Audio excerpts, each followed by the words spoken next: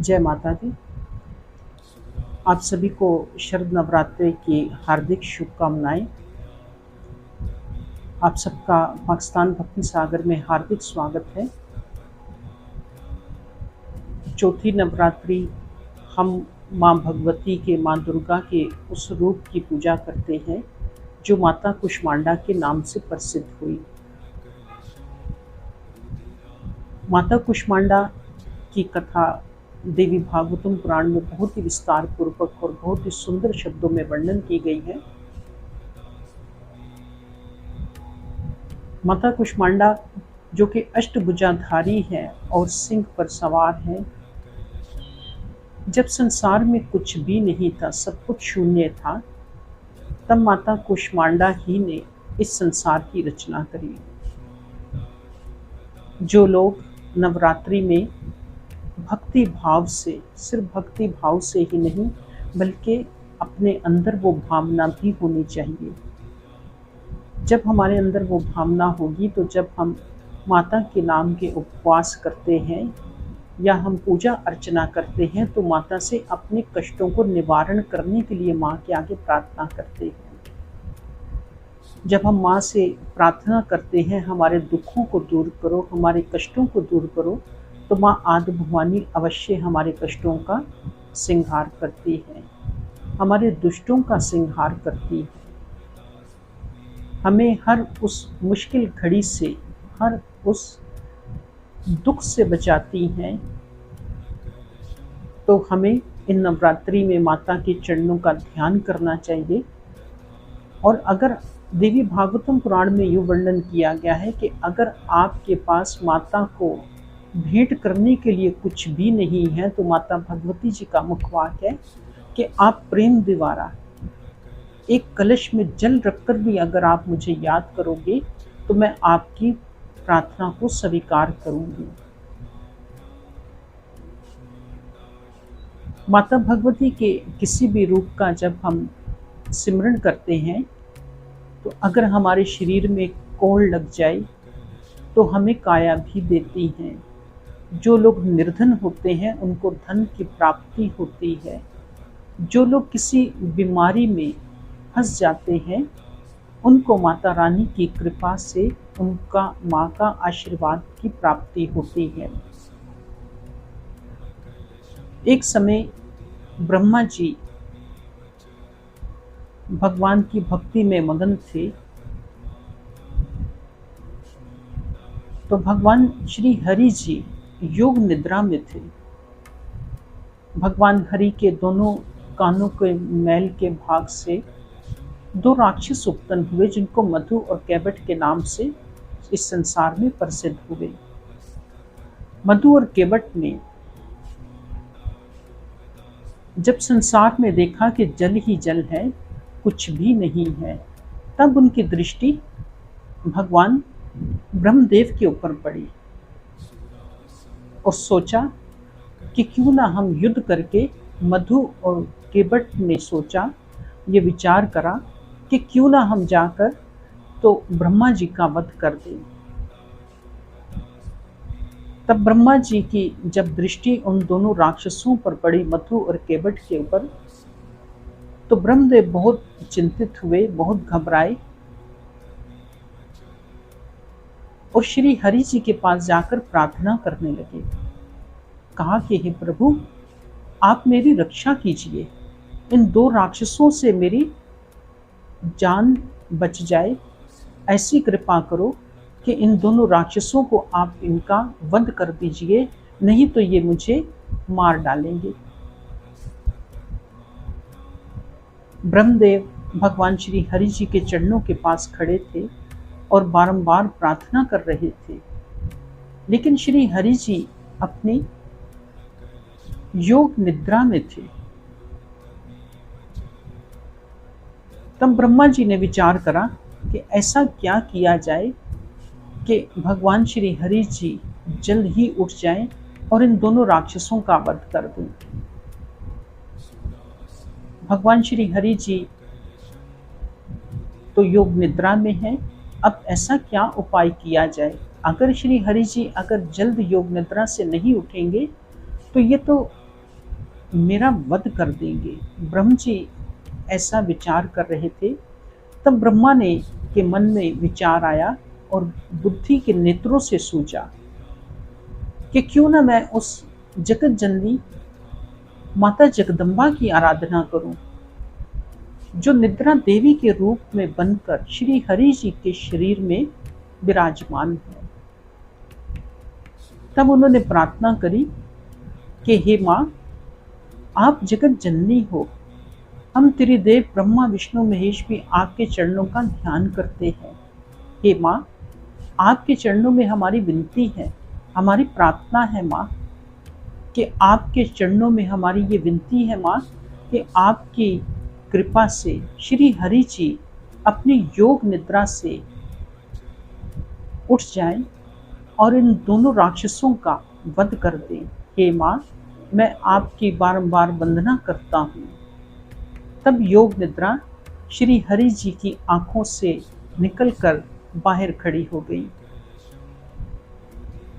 तब श्री हरि जी जब अपनी योग निद्रा से उठे तो ब्रह्मा जी को चिंतित होते हुए देखा और पूछा कि ब्रह्मदेव, आप क्यों इतने चिंतित हैं?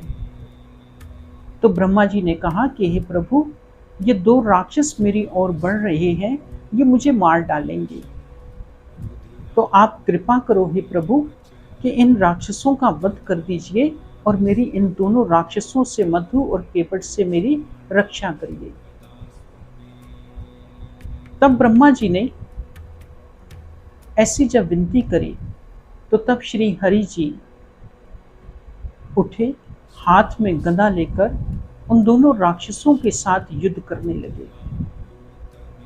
जब उन दोनों राक्षसों के साथ युद्ध करने लगे तो भगवान श्री हरि जी युद्ध करते करते 5000 वर्ष बीत गए।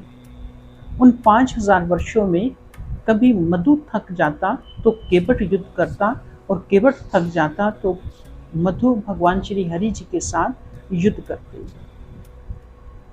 भगवान श्री हरि जी ने सोचा कि ये दोनों राक्षस मेरे हाथ से, इनकी मृत्यु क्यों नहीं हो रही। तब भगवान श्री हरि जी ने उन दोनों राक्षसों से कहा कि तुम दोनों समय समय पर आराम करते हो। जब कोई तुम दोनों में से कोई थक जाता है तो एक उसमें से विश्राम कर लेता है, तो मेरी भी इच्छा है कि मैं भी थोड़ा विश्राम कर लूं।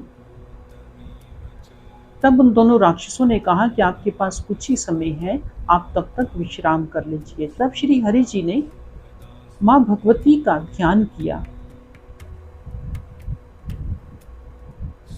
कि हे माँ, ये राक्षस मेरे हाथों से मर नहीं रहे, इनको मृत्यु कैसे प्राप्त होगी। जब भगवान श्री हरि जी ने माता भगवती का ध्यान किया तो उनको बुद्धि के नेत्रों से सूझा कि इन दोनों राक्षसों को तो भगवती का वरदान है, इनकी तो मृत्यु हो ही नहीं सकती। तब श्री हरि जी ने माता भगवती से कहा कि हे माँ, मैं आपसे विनती करता हूँ कि आपके कृपा से इन दोनों राक्षसों का वध हो। माता भगवती ने उत्तर दिया कि हे नारायण, मैं इनको मुंह में डाल दूंगी। जब इनको मुंह में डाल दूंगी तो आप इन दोनों राक्षसों का वध कर दीजिए। तब श्री हरि जी ने माता को हाथ जोड़कर नमन किया और युद्ध में दोबारा प्रस्तुत हुए। जब भगवान श्री हरि जी वापस उन दोनों राक्षसों के सामने आए, क्योंकि उनको तो वरदान था माता का कि सब तरफ जल ही जल है, तो हमारी मृत्यु ना हो।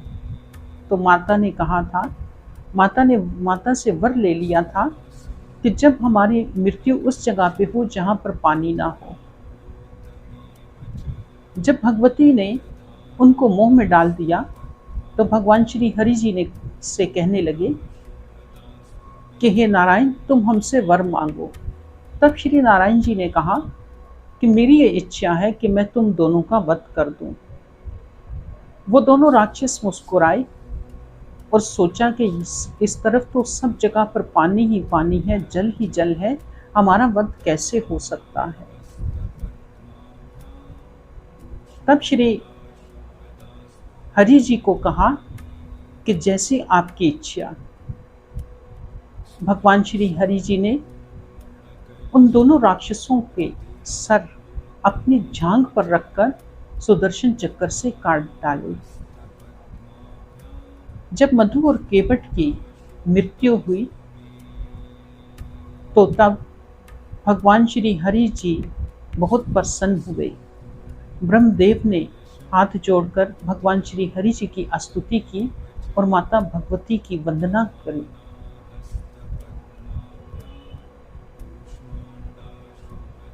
इस कथा का अर्थ क्या है कि माता भगवती, माता कुष्मांडा, चाहे माँ किसी भी रूप में हो, चाहे नौ दुर्गा के रूप में हो या किसी भी रूप में हो, जहाँ पर भी माँ का हमें दर्शन हो, हमें हाथ जोड़कर नमन करना चाहिए। माता भगवती की इस कथा का अर्थ क्या है कि हम कभी भी माता से वरदान की अभिलाषा नहीं करें। जब भी हम माता की प्रार्थना करें, माँ से पूजा करें, तो माँ के चरणों में नमन करें और माँ से प्रार्थना करें कि हे माँ, आपकी कृपा से हमारे ऊपर जो भी कष्ट हैं वो सब दूर हों और आपका आशीर्वाद प्राप्त हो। हमें कभी भी माँ के आगे ये नहीं कहना चाहिए कि माँ हमें धन दे दे, हमें घर दे दे, हमें इस संसार का सुख दे दे। अगर हम माँ की भगवती सात्विक करते हैं तो हमें मोक्ष की भी प्राप्ति होती है। हमें माता के चरणों में हमेशा चरण वंदना करनी चाहिए और माता से हमेशा मोक्ष की प्रार्थना करते रहना चाहिए। यही हमें शास्त्र, यही हमें पुराण और यही हमें वेद भी बताते हैं कि परमपिता परमात्मा का हमेशा आशीर्वाद प्राप्त करना चाहिए, चाहे वो हरि की पूजा हो, चाहे वो शिव की पूजा हो, चाहे वो माँ भगवती के किसी भी अवतार की पूजा हो। आप सबका बहुत बहुत धन्यवाद जी। जय माता दी।